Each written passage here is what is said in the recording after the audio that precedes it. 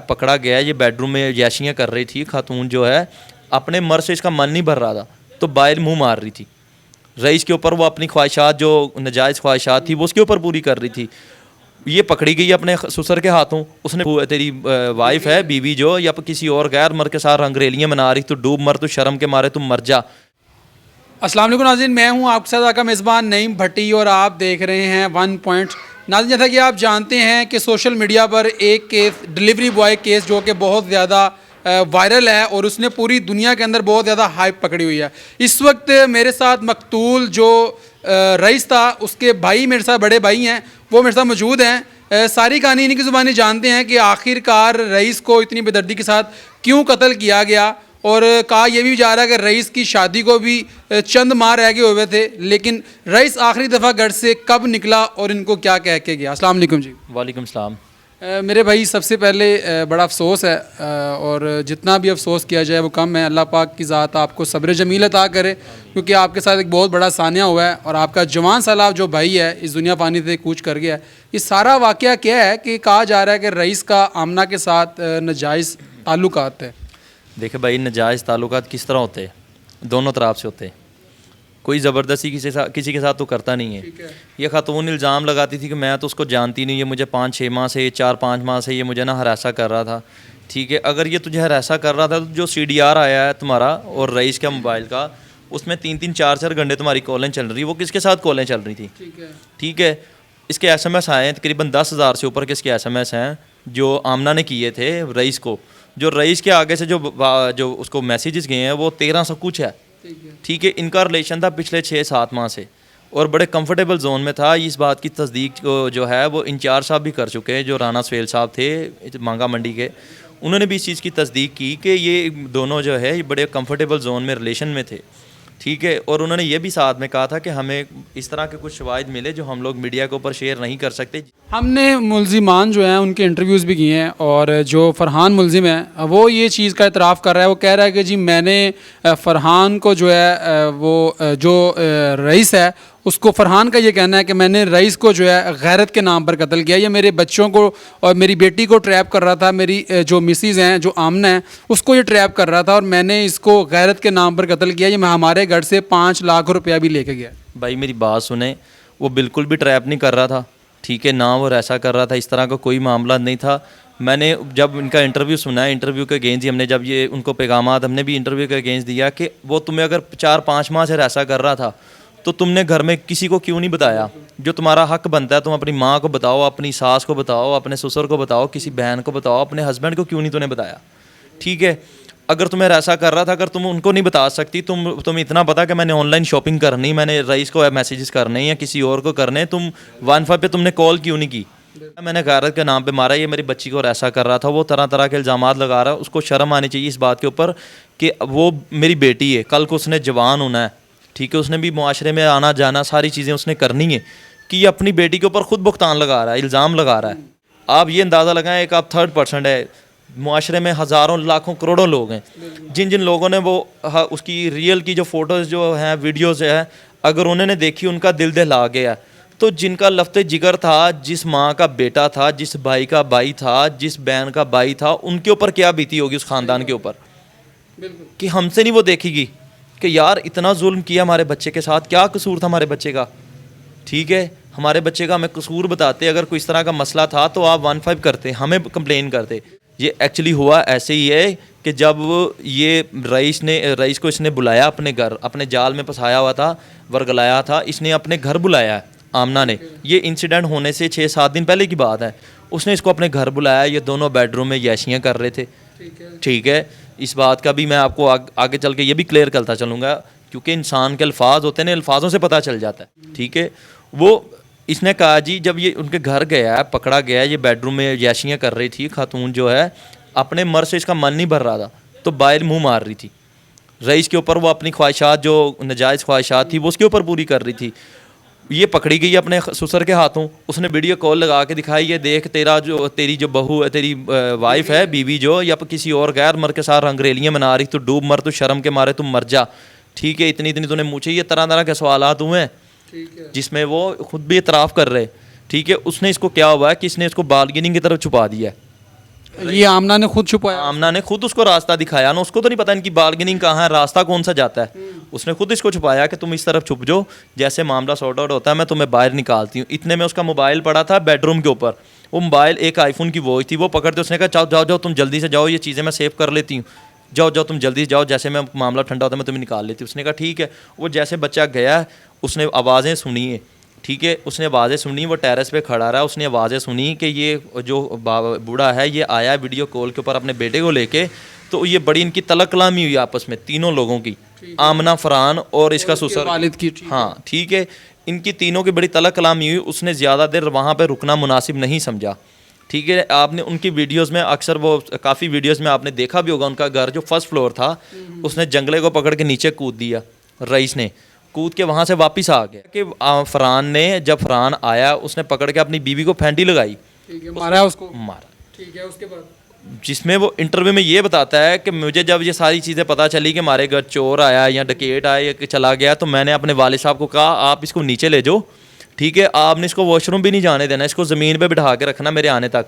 इन्होंने मेरे भाई को ट्रैप किया है, दोनों ने मिलकर ट्रैप किया आमना के फ़ोन से, ठीक है, ठीक है, आमना के फ़ोन से ट्रैप किया। ट्रैप करके इन्होंने घर बुलाया। जो लास्ट पे जो कॉल थी 35 सेकंड की, 35 सेकंड की जो कॉल चली थी, उसमें ये पहले मैसेजेस की इनकी बात होती थी कि जैसे तुम सोसाइटी के अंदर इंटर हो गए तो मुझे कॉल करना, मैं गेट ओपन कर दूंगी। उसने कहा ठीक है।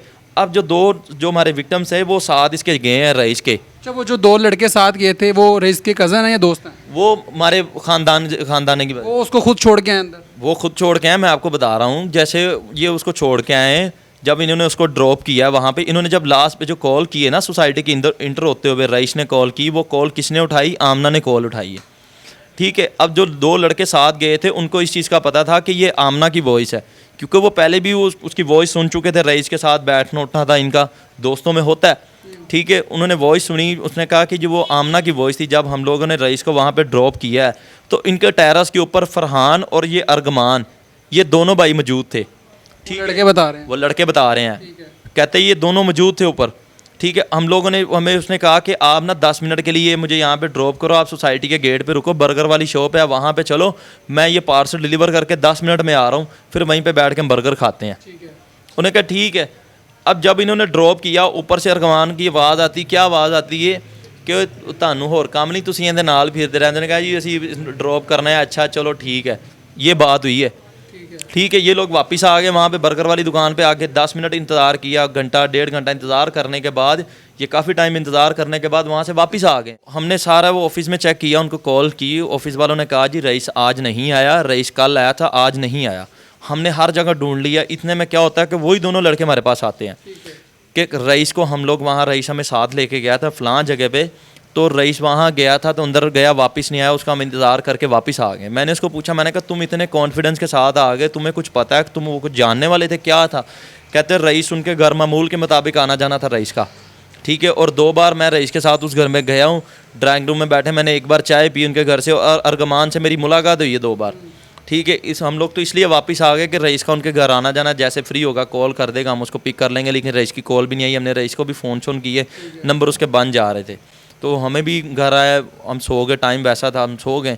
तो आप हमारे साथ चलो, मैं आपको घर दिखाता हूँ जहाँ हमने रईस को ड्रॉप किया, जिस घर में गया, वो सारी चीज़ें हमें पता है। आपने इसकी कंप्लेन जो है वो फैसल टाउन में करवाई है? मैं आपको बताता हूँ, हम लोग जब वहाँ पर गए, सारी चीज़ें देखी है हमने, देखा, वो उसने कहा जी इस जगह पे मैंने उसको छोड़ा, ये यहाँ पे फरहान और ये अर्गमान ये दोनों मौजूद थे, हमने ड्रॉप करके वो फ़लाँ बर्गर वाली दुकान है वहाँ हम लोग आकर बैठ गए। ये सारी चीज़ उसने बताई। हमने वहाँ पे सारी चीज़ें देखने के बाद मेरे भाई ने मुझे कहा कि इनका घर का ना दरवाज़ा नॉक करो। मैंने कहा इस तरह मुनासिब नहीं है किसी का घर का दरवाज़ा नॉक करना, बेहतर है कि हम लोग जो लीगली जो होता है ना, हम लोग पुलिस की हेल्प लेते हैं, जो हमारा राइट बनता है। हमने पुलिस कंप्लेन की, फैसल टाउन में आकर मैंने 15 पे कॉल की, पुलिस कंप्लेन की, पुलिस के पास गई, वहाँ पे कंप्लेन दर्ज करवा दी। उन्होंने हमें कहा कि आप ना थोड़ा सा इंतज़ार करें, आप बच्चे का मोबाइल नंबर वगैरह सारी चीज़ें दे दें, आईडी कार्ड दे दें। उन्होंने अपने सिस्टम में डाल के देखा जी बच्चे के ऊपर कहीं FIR नहीं हुई। हम लोग पुलिस पार्टी लेके वहाँ पर गए हैं। जब गए हैं तो घर पे अर्गमान था, पुलिस ने जाके बेल दी, अर्गमान आया बाहर। अर्गमान के आने जो वो आए तो पुलिस वाले ने उनसे पूछा है कि जी कल रात को लड़का यहाँ पे एक पार्सल लेके आया तो लड़का वापस नहीं गया, लड़का कहाँ है? वो आगे से ना बड़ा तंजिया बोला, हाँ इतनी रात को पार्सल, क्या हो गया आपको? बड़े ना एटीट्यूड से उसने बात की। तो पुलिस वाले ने आगे से उसको कहा, जो आईओ साहब थे, साहब इंस्पेक्टर शकील साहब, उन्होंने कहा तुम्हें तमीज़ नहीं है बात करने की, तुम बात किस तरह कर रहे हो, तुम्हें ये नहीं पता कि सामने ऑफिसर कौन है। जी जी सर जी, साथ ही वो उसकी हवा निकल गई। जी जी, उसने कहा ये आमना कौन है, उसने फ़ोटो दी, कहता ये आमना कौन है, कहता ये तो मेरी भाभी है। कहता भाभी तो बुला, तू यहाँ पे क्या कर रहा है। कहता वो तो बच्चों के साथ आउटिंग पे निकले हुए खाना खाने के लिए। आप अंदाज़ा करें कि एक ना हक की जान लेकर तब ये मार के ये सैर सपाटे के लिए चले गए। भाई मैं आपको वही बता रहा हूँ कि ये किसी की जान ले के ना हक की, और इतनी दर्दनाक मौत देने के बाद, उसको जलाने के बाद, दरिंदगी करने के बाद, ये लोग कितने ज़हनी तौर पे सेटिस्फाइड होके रिलैक्स होके आउटिंग पे निकले, खाना खा रहे, और जिनका लफ्ते जिगर है उनको तो एक लुकमा भी आपको कैसे पता चला कि आपका भाई जो है फलां जगह पे पड़ा हुआ, फिर आपने आपको कॉल आई या थाने की तरफ से? भाई वो इस तरह हुआ ना, जब इनको वहाँ से अरेस्ट करवाया ना हमने, इनके पीछे अप्रोचमेंट भी आना वहीं पे शुरू होगी। वो सार छोड़ो, ये तो बंदे इंज दे नहीं है, तो बंदे बड़े शरीफ ने, तुसी किन्ना दे पीछे ला के आ गए, वो इस तरह की बातें होना शुरू होगी वहाँ पे सोसाइटी में। पुलिस वालों ने कहा कि जो बात है ना वो अब पुलिस स्टेशन में जा, क्योंकि आप यहाँ से ना दफ़ा दूर हो जाओ। साफ लफ्ज़ों में उन्होंने यही कहा कि आप यहाँ से दफ़ा दूर हो जाओ, जो बात है ना पुलिस स्टेशन में बैठ के होगी। इन दोनों को लेके ना इतने में क्या हुआ, वहाँ पे भीड़ मच गई। ये आमना जो थी ये वहाँ से भाग गई, आमना वहाँ से गाड़ी में बैठी, ये वहाँ से चली गई। भीड़ मची इन दोनों को लेके, पुलिस, हम लोग फैसिलिटों आ गए थाने पुलिस के साथ। उसके बाद आमना को अरेस्ट करने गए इनके घर से, वहाँ से अरेस्ट किया आमना को लेके आए। तो पुलिस वालों ने मुझे कहा, जो इंचार्ज साहब थे उन्होंने कहा कि हमें ना पुलिस पार्टी को एक मांगा मंडी से ना डेड बॉडी मिली है, तो क्या आप उसकी शनाख्त कर लोगे अगर आपको लेके चलें। मैंने कहा जी कर लेंगे, कोई ऐसी बात नहीं। कहते जी मैं दुआ करता हूँ अल्लाह करे वो आपकी ना हो। मैंने कहा आप एक बार दुआ करते, मैं 1000 बार दुआ करता हूँ हमारी ना हो, आप हमें ले चलो। कहता बेटा अपने पाँव मजबूत करके आपने पहचानना। मैंने कहा आप बेफिक्र होकर मैं लेके चलो। हम लोग 8-10 लोग थे, चले गए पुलिस के साथ। जब हम लोग वो डेड हाउस गए हैं जना हॉस्पिटल में, तो आप यकीन माने जैसे हम ऐसे खड़े हैं, बैठे हैं, ऐसे खड़े थे हम लोग। तो मेरे भाई की जैसे वो डेड बॉडी आई है ना, वो कमरे से ऐसे बाहर लेके आए हैं, तो सबसे पहले उसका चेहरा बाहर आया। वो चेहरा ऐसे दूर से देखते ना हम लोग, वहाँ पे मेरे भाई मर गए, फट गए हम लोग वहाँ पे, कलेजे फट के मारे। हम तो ज़ारों कतार रोए, हम लोग गिर गए, हमें होश नहीं थी। को मैं पानी पिला रहा, कोई उठा रहा, कोई कुछ कर रहा, कोई कुछ कर रहा, हमें तो होश ही नहीं थी कि यार इतनी दरिंदगी, इतना जुल्म। क्या मेरा भाई को जसूस था और क्या मुंह लेके खड़े होना है। ठीक है, इसलिए ना हमने सुलह की है, ना सुलह करेंगे। पैगामात ज़रूर आते हैं, आए हैं, लेकिन जिस तरह के पैगामात आए उसी तरह उनको ना वैसे बड़े गहरे जवाब दिए हम लोगों ने। हमारे ख़ानदान ने किसी ने, माँ बाप बहन भाइयों ने, किसी ने भी आखिरी दीदार नहीं कर सके अपने भाई का, कि जिस तरह मेरे भाई के साथ उन्होंने किया, जलाया उसको, जो उसके साथ ज़्यादती की।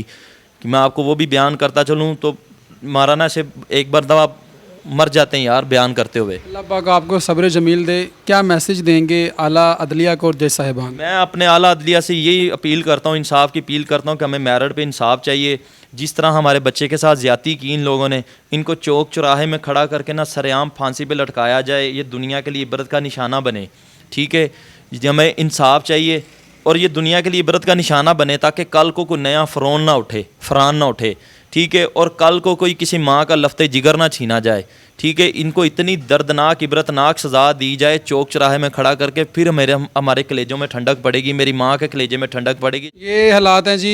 ये इस वक्त मेरे साथ मकतूल रईस के भाई जो हैं बड़े, वो इस वक्त मौजूद थे और उनकी सारी गुफ्तगू जो है आपने मुलाहिज़ा फरमाई है कि किस तरीके से उन मुलजिमान ने सफाकियत खेली और इनके जवां भाई को जो है वो किस तरीके से ट्रैप किया, ट्रैप करने के बाद घर पे बुलाने के बाद उसको किस तरीके से उसका मर्डर किया, फिर उसकी लाश को, फिर दिल ना भरा, फिर उसकी लाश को जो है वो जलाया गया।